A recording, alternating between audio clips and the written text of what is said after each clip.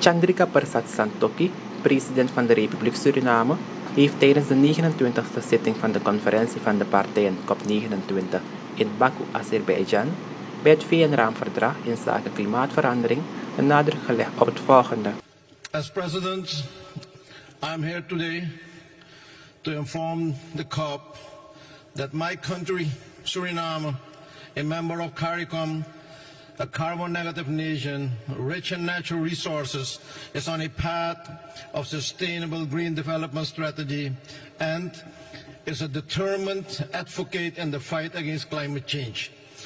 Our vast forests, still covering 93% of our territory, act as a vital carbon sink, absorbing more carbon dioxide than our economy emits, and we are committed to stay carbon negative.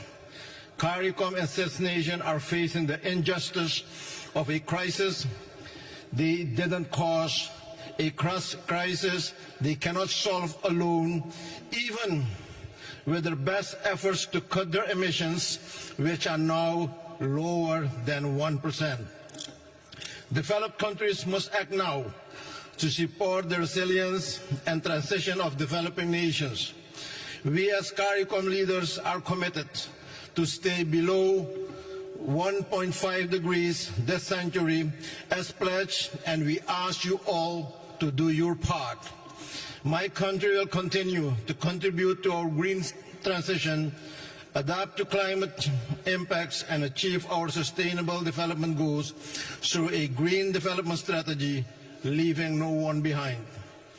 A balanced and responsible exploitation of the oil and gas sector after the announcement of the FID recently will be an integral part of this strategy.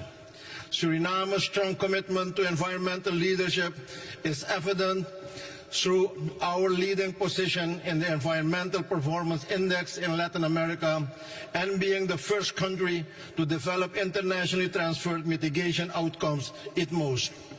Madam President, most CARICOM states lack the financial capacity and resources to recover from escalated climate impacts.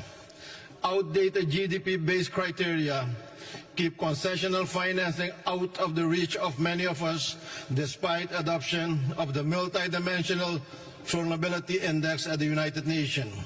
Yet international financial institutions have not implemented it.